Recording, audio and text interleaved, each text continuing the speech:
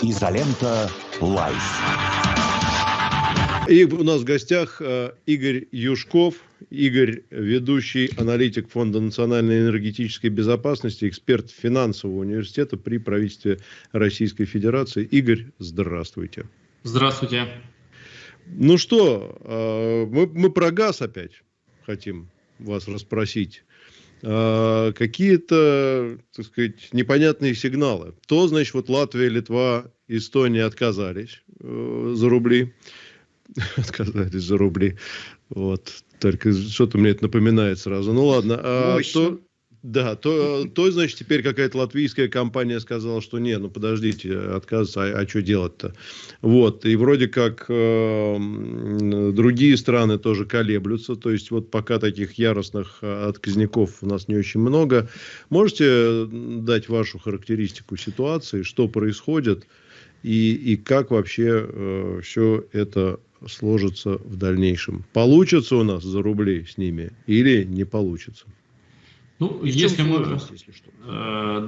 мы про Прибалтику говорим, то там как раз-таки не все так просто оказалось, потому что изначально сообщение было от оператора, который занимается прокачкой газа по прибалтийским странам, и который, соответственно, является оператором еще и латвийского подземного хранилища, оно фактически единственное крупное в Прибалтике. И вот он сообщил, что с 1 апреля российский газ по газопроводам в эти страны не движется. Вот. Отсюда сделали вывод, что вот, мол, прибалты отказываются от закупки российского газа, потому что не согласны с переходом на новую систему оплаты через рубли. Вот. Но опять же, через несколько дней, например, вот как раз вчера вечером официальное сообщение опубликовала латвийская газовая компания. Она сказала, что ничего не отказывается, что они сейчас рассматривают эту возможность и, в общем-то, не видят никаких проблем, потому что существенно эта схема не меняется. И она действительно довольно простая для европейских потребителей. То есть раньше они отправляли деньги непосредственно «Газпрому», там «Газпром Экспорт», свои доллары и евро. Сейчас им говорят, что вот эти же доллары и евро, вам ничего с ними делать не надо, даже самому идти на биржу не надо и менять их на рубли, чтобы рассчитаться с «Газпромом». Просто вы открываете счет в «Газпромбанке» и туда отправляете.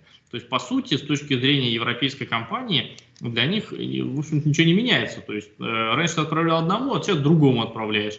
Что там одной компании, что здесь одной компании. А «Газпромбанк» уже берет полученные доллары или евро, сам меняет их на бирже и, соответственно, полученные рубли передает «Газпрому». И все. То есть здесь европейские компании даже не зависят от курса рубля по отношению к доллару и к евро. То есть вот сколько по курсу получилось, столько «Газпром», получается, в рублях и получил. Формула ценообразования при этом в контрактах не меняется. То есть в долларовом, там, евро выражении сколько газ стоил, столько и стоит. Как он был привязан к спотовым площадкам европейским, так его цена и остается привязанная к европейским формулам. Поэтому компании, если мы посмотрим все эти заявления со стороны европейцев, компании-то, в общем-то, ничего не возражали. Ну, кроме там польской, например, ПНИК, которая откровенно политизированная и так далее. А остальные, в общем-то, изначально первое самое заявление делала, когда только Владимир Путин объявил о переходе на рубли, австрийская ОМВ. Она сказала, что, мол, у нас сейчас в данный момент в контракте написано евро, поэтому мы исходим из того, что есть, и будем оплачивать евро. Но вот сейчас «Газпром» всем рассылает доп. Соглашение, которые меняют вот этот один пункт контракта, что теперь вы рассчитываетесь конкретно с ним именно в рублях, но при этом на практике для европейцев ничего не меняется, они отдают не рубли сами ищут где-то, а отдают просто евро, там уже сам «Газпромбанк» их меняет, поэтому ничего не меняется, и вот как раз латвийская эта компания написала, что мы тут смотрим, и вроде как из этих предложений получается, что никаких больших изменений нет, поэтому мы, наверное, перейдем. То есть они откровенно об этом сказали, что у них есть долгосрочный контракт, который действует с «Газпромом» до 2030 года, и они на нем останутся. А остановили сейчас закупку текущую, почему по газопроводам газ не идет? Просто потому, что сейчас дорого покупать, а у них вот как-то так они зиму прошли удачно, что в подземном хранилище остался газ, который они закачали по более низким ценам, чем сейчас, вот, например, можно импортировать. И поэтому они вот этот более дешевый газ сейчас будут потреблять, дождутся, пока кончится отопительный сезон в Европе, в надежде на то, что после окончания отопительного сезона спрос на газ снизится в Европе, и цены, соответственно, снизятся. И вот тогда они как бы смогут закупать у того же самого «Газпрома» газ по более низким ценам. То есть это такой просто попытка сэкономить. Ну, кстати, именно потому, что они сейчас переходят на выборку газа из подземного хранилища, получается, что где-то там хватит примерно объема где-то на месяц, и дальше вот эта потребность в импортном газе еще усилится. То есть им надо будет к следующему отопительному сезону закачать еще больше газа туда, чем если бы они сейчас импортный газ просто по текущим по трубам получали. Поэтому единственное, кто принципиально отказывается, и они подтвердили, по крайней мере, это политики, заявили политики Литвы. Вот они сказали, что да, мы вот не будем покупать, и опять же тоже контракт не разрывали, поэтому надо дождаться будет еще итогов, что же там будет. Такое ощущение, как бы, что они все ждут реакции со стороны более старших товарищей Германии, Италии, Австрии и других, а вот что будут делать они? Потому что если ты, по идее, сейчас, вот в первые числа апреля, отбираешь газ по трубопроводам, то ты его, уже апрельские поставки, должен оплатить будешь с рублевой схемой. Вот, то есть им в начале мая всем выставят счет, по сути, ну, как бы в рублях уже.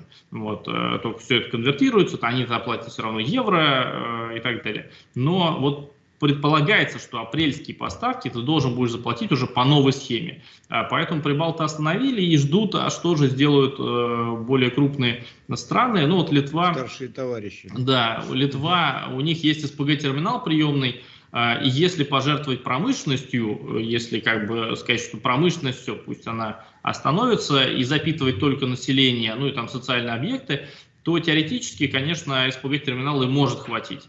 В Латвии и Эстонии промышленность, в общем-то, не такая и большая, поэтому Латвия и потребляет газа меньше, там около 1 миллиарда кубов они закупают у нас.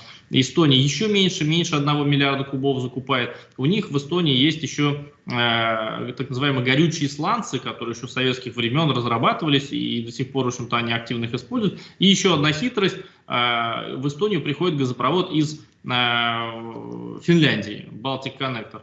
А в Финляндию газ попадает из России. И Финляндия, в общем-то, ничего про отказ не говорит, поэтому получается, что они могут транзитом через Финляндию покупать российский газ. Вот. Поэтому в этом плане как бы у каждого есть свои некие козыри в рукаве, секреты, которыми они могут воспользоваться и какое-то время, по крайней мере, прожить где-то даже безболезненно, без текущих поставок. Игорь, есть вопрос, который мне задают просто тысячи людей каждый день. Вот вы сейчас эту фразу тоже сказали, и опять в недоумении наши зрители, я более чем уверен. Закупка в рублях, но платить все равно будут евро. Вот я этот вопрос слышу по 150 раз в день каждый день. Что изменилось, если все равно как платили в евро, так и будут платить в евро? Вот просто для чайников ликбез. Ну, здесь, во-первых, будет изменено именно пункт в контракте, и в этом плане, когда ты доп. Соглашение это подписываешь, это некий символический тоже акт, ты признаешь, что здесь и сейчас ты не можешь отказаться от российского газа, что у тебя есть эта зависимость, и в какой-то степени это должно отрезвить европейские страны тоже, чтобы они осознали, что действительно зависимость большая, потому что настолько они в своем санкционном стремлении зашли далеко, что вот прям сидят и обсуждают, как будто Россия это не слышит, что вот в этом году мы настолько-то сократим, в этом настолько-то, и вообще вот такие санкции ведем. А здесь, получается, им напоминают таким образом о том, что все-таки вы зависите сильно от российских энергоносителей. Если не зависите, пожалуйста, не подписывайте, и с мая не будете получать газ. Вот. Второе изменение – это некая поддержка рубля, потому что раньше, ну, на данный момент «Газпром», когда получает валютную выручку, то есть когда он продает за валюту газ, он 80% от этой валютной выручки в течение 3 дней должен продать на российской валютной бирже. Вот. Сейчас по новым правилам получается, что вот, по сути не 80%, а 100% вот этой валютной выручки, она будет продаваться на бирже, и тем самым как бы рубль будет более востребован, и он будет укрепляться. Ну и насколько мы понимаем, видимо, кто-то уже скупает рубли, потому что он очень сильно начал укрепляться сразу после того, как Владимир Путин заявил о переходе вот на эти рублевые расчеты. Может быть, сам Газпромбанк там заранее скупает рубли, но тем не менее вот небольшое укрепление произошло. Ну да, мы не придем там к каким-то цифрам, типа там 20 рублей за доллар, но тем не менее мы вот от трехзначных чисел сейчас пришли к двузначным. Уже как бы хорошо, потому что многие все-таки товары у нас импортируются, и чем слабее рубль, тем дороже эти импортные товары. Ну и как-то, в общем-то, все равно нервничают, когда доллар слишком много рублей приходится за доллар отдавать. Но в какой степени это все равно такая схема некая компромиссная. Почему к ней пришли, это, наверное, не ко мне скорее вопрос, но вот такова новая реальность, что действительно, с одной стороны, «Газпром» должен получать рубли уже непосредственно, а с другой стороны, европейские компании, для них особо ничего не меняется, они как отдавали свои евро и доллары одной какой-то российской структуре, только раньше это был «Газпром», а теперь это «Газпромбанк», так и дальше работают. И в этом плане компании коммерческие вообще никакой сложности не видят, что они «Газпрому» отдавали, что «Газпромбанку», им какая разница, цена все равно не поменялась. Поэтому они соглашаются. В европейской политике нет, потому что для них это принципиальный вопрос политический, что если Владимир Путин какой-то ультиматум выдвинул, естественно, им сложно на него согласиться, просто чтобы не потерять лицо. То есть это понятийная больше такая история? Ну, в какой-то степени да, то есть это некая история, которая выглядит так, что Россия, значит, сказала, что мы вот теперь меняем, и если вы не хотите, то мы не будем поставлять вам газ, и европейцы вынуждены это согласиться. Вот как бы со стороны в общем это выглядит примерно так. Понятно. Петр. А есть у вас какие-нибудь прогнозы? Вот я видел здесь, по-моему, 2 дня назад Bloomberg написал, что если Россия сохранит в прежнем объеме поставки нефти и газа за рубеж, то в связи с прогнозируемыми ценами в 2022 году доходы вырастут на чуть ли не 35%. России, получаемые от этого экспорта. У вас есть какая-то оценка вот того, что будет с нашими доходами и вообще насколько санкции могут повредить или наоборот, ощущение такое, что они помогают зарабатывать России? Ну, здесь, наверное, точных расчетов невозможно предоставить. Bloomberg тоже так пиарится на этой истории, потому что непонятно, какие объемы будут. То есть, единственное, что точно можно сказать, что и нефть, и газ будут стоить дорого на протяжении всего 2022 года, потому что в газовом рынке продолжается дефицит, в нефтяном тоже и дефициты, плюс куча проблем там, и опять же, вот этот процесс перестраивания рынков сбыта, когда Россия все больше уводит на азиатские рынки, а не в Европу поставляет, а те, кто в Азию поставлял, они переходят на европейские рынки. Сколько по времени будет длиться этот процесс перехода, непонятно. На время этого переходного процесса Россия, с одной стороны, должна давать скидку дополнительную на именно свой сорт Urals, и там она 20-30% составляет сейчас. А с другой стороны, когда мы, например, приостанавливаем экспорт, потому что не можем найти покупателя на какие-то объемы, цена увеличивается, потому что дефицит возрастает. И вот где этот баланс будет по итогам года, непонятно. Пока вот по истечении 3 месяцев первого квартала средняя цена Urals была $89 за баррель. То есть это позволяет нам компенсировать снижение экспорта.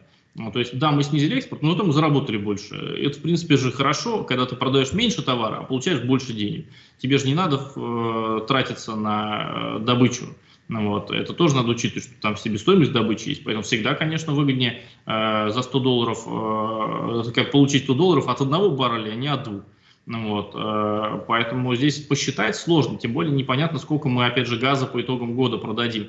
Даже если европейцы там не отказываются от российских закупок, то высокие цены, как мы видим на протяжении 2021 года и начала 2022 года, высокие цены сами по себе снижают спрос, потому что просто многие не могут позволить себе купить те объемы, которые раньше приобретали. Они переходят там на уголь. Уголь, кстати, тоже активно растет в цене, и мы тоже там увеличиваем экспорт, например. Поэтому от угля тоже нельзя скидывать, там, не учитывать доходы. Они тоже возрастают. Доходы от металлов всевозможных, потому что когда традиционная энергетика дорогая, хочется вроде как на возобновляемую перейти. А спрос на возобновляемую энергетику, когда растет, соответственно, металлы, из которых там производится, то же самое литий, там, никель активно используется, там, и остальные металлы, растет, и они тоже растут в цене, и мы тоже от этого зарабатываем. Поэтому здесь по итогам года крайне сейчас сложно прогнозировать, что получится, потому что вот одной из этих как бы составляющих этой формулы, объемы, мы не знаем, и прогнозировать, сколько мы все-таки будем по объемам экспортировать, крайне сложно. Еще один вопрос. Ну, мы все наблюдаем по, не знаю, в новостях там смотрим, как вот уже начинаются протесты всякие. Значит, жители европейских стран негодуют по поводу роста цен, роста там проблем каких-то своих бытовых, обвиняя в этом правительство и так далее. А вот в целом, вот если смотреть на такой макроэкономический характер этих изменений. Вот как бы вы оценили перспективы европейской экономики в целом и ее конкурентоспособности вот в этой ситуации, которая подразумевает, естественно, и сокращение, очевидно, и трудности с поставками энергоносителей, и, ну, собственно, энергетические проблемы разного свойства. Это серьезный удар, ну, я не знаю, в долгосрочной перспективе по европейской экономике, или им нужно год-два, чтобы, ну, скажем так, выправить ситуацию, перейти на альтернативу и вновь, так сказать, устремиться к процветанию и благополучию в силу, ну, каких-то фундаментальных, я уж не знаю, там, принципов ее эффективности? Ну, я вот думаю, что действительно одной из таких неожиданных вещей, которые и европейцы те же самые, и кто-то там, американцы, например, не прогнозировали, это все-таки насколько сильно европейцы зависят от стоимости энергии, от российского рынка, от российских поставок. То есть я думаю, что они не ожидали, что так сильно начнут проседать на фоне вот этой санкционной борьбы, потому что там инфляция уже разгоняется до 7,5%, уже прогнозируется 10%. И для европейцев, конечно, шок, потому что раньше такой инфляции не было, и так быстро их сбережения те же самые не обесценивались никогда. То есть, когда они вот зашли в зону евро, инфляции такой никогда не было.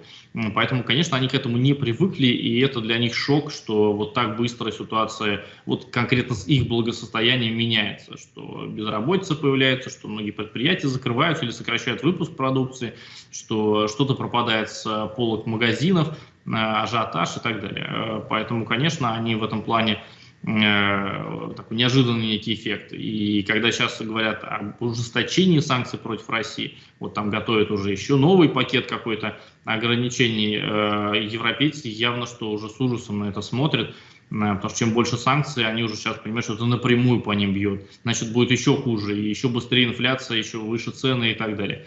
Насколько быстро они могут восстановиться, я думаю, что будет зависеть прежде всего от, опять же, стоимости энергоресурсов. Потому что сейчас сложная как бы дилемма. С одной стороны, топливо дорогое, дайте-ка мы перейдем на возобновляемую энергетику. А с другой стороны, получается, что денег-то уже нету, чтобы и это топливо купить, не говоря уже о том, чтобы и его покупать, и нормально как-то сейчас существовать, и еще и больше инвестировать в возобновляемую энергетику, чтобы постепенно снижать энергобаланс. То есть в этом плане я думаю, что пока будут дорогие, высокие цены на углеводороды, они явно, что весь 2022 год, по крайней мере, будут высокими. В 2023 году, наверное, может быть, и какие-то послабления, в общем-то, и будут, там чуть-чуть снизятся, в общем-то, цены, но, тем не менее, радикально, я думаю, что, опять же, ничего не поменяется. Тем более, если давление на Россию будет продолжаться, и в итоге рынок даже перестраивается таким образом, что логистические цепочки не самые оптимальные. Почему Россия постоянно поставляла нефти больше всего в Европу? Да потому что это ближе, это по себестоимости дешевле. А когда по политическим мотивам мы вынуждены уходить в Азию, а из Ближнего Востока к вам идет нефть туда, в Европу, соответственно, логистическая цепочка менее эффективная, и себестоимость выше, и в любом случае у вас топливо дорогое будет. Ну, вот, поэтому явно, что эта история на несколько лет для самих европейцев. И как она социально отразится на Европе, опять же, тоже непонятно. Как там закончатся выборы, пока что мы видим, что политики, которые, так, скажем так, критически во многом относятся к санкционному давлению против России, вот Орбан в Венгрии сохраняет свою позицию. Вот сейчас выборы у них прошли, он объявил о победе. В Сербии там действующие власти выиграли. Что будет сейчас во Франции и так далее, потому что там в основном протесты именно вот так и происходят. Желтые жилеты. Что это за люди? Это люди, которые вышли бастовать против того, что в стоимость топлива включили так называемую зеленую надбавку. То есть они говорят, вот сейчас вы теперь, значит, обычные автомобилисты, будете платить за переход на возобновляемую энергетику. Вот откуда они появились. А сейчас получается, что и отопление дорогое, горячая вода, условно говоря, дорогая, там газ дорогой, электроэнергия дорогая. Вот. Как это отразится на электоральном поведении европейцев? Сказать крайне сложно. Явно, что европейские политики хотят все на Россию спихнуть, как и в США то же самое. Хотя эта проблема энергетическая, она весь 2021 год нарастала, и сейчас просто она активизировалась еще больше, но это было уже весь 2021 год. Поэтому посмотрим, что там будет. Явно, что в Европе тоже происходят тектонические сдвиги, и конкурентоспособность их теряется во многом на радость США, у которых энергия значительно дешевле благодаря собственной добыче, и они рассчитывают и энергоносители свои поставлять в Европу вместо России, и еще и товары поставлять, те, которые в Европе раньше сами делали, а теперь предприятия закрылись, и вот американские товары пойдут еще и в Европу, то есть расширили рынки сбыта. Вот, поэтому для Европы это, конечно, сильный удар. Тут европейские политики, вот в частности Макрон тут вроде заявляет, то ли он сам, то ли офис, что он считает, что нужны новые санкции против России со стороны Европейского Союза в связи с событиями на Украине, значит, с Бучей. Какие еще могут санкции они применить с экономической точки зрения? Ну, если не говорить о политических, нефтяное эмбарго, может быть, или что-то такое? Ну, тут действительно все как бы меньше и меньше вариантов становится, и один из таких действенных вариантов — это действительно введение санкций против нефти и угля. Вот, то есть не закупать российскую нефть и уголь. Для них проще в чем-то это сделать, потому что поменяются рынками сбыта производителей, то есть придет все больше нефти из Ближнего Востока, Россия уйдет в Азию, и в целом ты как бы без нефти не останешься. Да, какой-то переходный период будет сложный, со скачками цен, возможными там недопоставками, каким-то дефицитом, но тем не менее ты саму нефть когда-то получишь. Вот, с углем примерно то же самое, потому что и те легко перевозить, соответственно. Но риск есть в том, что в ответ на эти действия Россия скажет: а тогда мы вам газ не будем поставлять. И вот нет гарантии у европейцев, что в ответ на эмбарго нефтяной и угольной Россия не перестанет газ поставлять. Это и пугает, это и во многом останавливает Европу. Но как бы перечень других санкций, он фактически уже исчерпан. Поэтому они все больше и больше подходят уже к этому варианту. Но опять же, здесь вопрос, будет ли это на национальном уровне вводиться, либо на уровне Евросоюза. Чтобы на уровне Евросоюза, надо, чтобы абсолютно все страны-члены проголосовали «за». А там, по крайней мере, та же самая Венгрия постоянно говорит, что против текущих как бы, поставок углеводородов мы вводить санкции не будем. Поэтому посмотрим, насколько как бы, будет еще единство в Европе. Интересно, да. Ну, SWIFT они нам отключали 10 лет, как я помню, с 2012 года первый раз разговоры пошли, если мне не изменяет память. В 2022 отключили, так что газ, в смысле нефть, эмбарго, я думаю, они тоже обсудят не за один день. Ну, по всей видимости, да, там довольно сложный переговорный процесс идет, и, опять же, надо именно выступить единым фронтом, а согласовывать внутри Евросоюза это крайне тяжело, опять же, потому что многие говорят, что мы не готовы поступиться своими национальными интересами. Там даже та же самая Япония, вон вроде как давили, она вроде присоединялась к санкциям, а потом выступила, что мы не уйдем из сахалинских проектов, потому что это наши национальные интересы. И также сейчас в Европе многие уже такой тезис вскидывают, что каждый сам за себя, закон джунглей, и мне бы здесь, вот у меня переизбраться, поэтому там давайте как-то, в общем-то, ограничивать эти санкционные истории, потому что они уже откровенно вредят все больше и больше самим европейцам. И они тоже смотрят на американцев и говорят: а что это американцы там раз исключение выдали одно, второе, третье, там то калийные удобрения заметили, что им самим нужны, тоже стали, значит, определенные исключения по этой теме давать. 45 дней, в общем-то, взяли на то, что продолжать закупать российские нефть и нефтепродукты, и там давай там быстрее еще больше объемов гнать. А нам, понимаешь, надо все и сразу отрубить. Как же это так? Они ради себя там готовы исключения давать, а мы тут должны как бы свою экономику в жертву принести. Поэтому таких настроений все больше и больше. Как бы, да, поддержка Украины это как бы для них само собой, но с другой стороны и о себе подумать надо, потому что оказалось, что не такой уж большой запас прочности у твоей экономики, как ты изначально думал. Ну, да, тут еще произошло... Извини, да нет, говори. Не, пожалуйста, давай. Я просто хотел спросить, министры иностранных дел, если мне не изменяет память, 5 арабских стран тут должны были приехать в Россию на переговоры. Что там вообще происходит у нас между нами и нефтедобывающими странами Ближнего Востока? Ну, там более-менее все, как говорится, стабильно, но они пытаются сохранять такой нейтралитет. Явно, что американцы на ОПЕК крайне сильно очень давили на Саудовскую Аравию, Объединенные Арабские Эмираты, призывая их увеличить объемы добычи нефти и тем самым нарушить сделку ОПЕК+. Но арабские страны тоже понимают, ради чего они как бы должны это делать. Вот не факт, что они очень сильно смогут увеличить объемы производства, но при этом разрушат сам формат, и Россия в него никогда уже не вернется. То есть, а мало ли какой-то кризис потом будет, и опять надо будет балансировать объем добычи, что с целью поднять цену на нефть. А Россия уже в эту историю не зайдет, потому что ты один раз, откровенно говоря, там Россию кинул. Но поэтому ради чего таскать эти каштаны из огня? Поэтому арабские страны очень так прохладно относятся к этим обращениям со стороны США. Игорь, Спасибо вам огромное.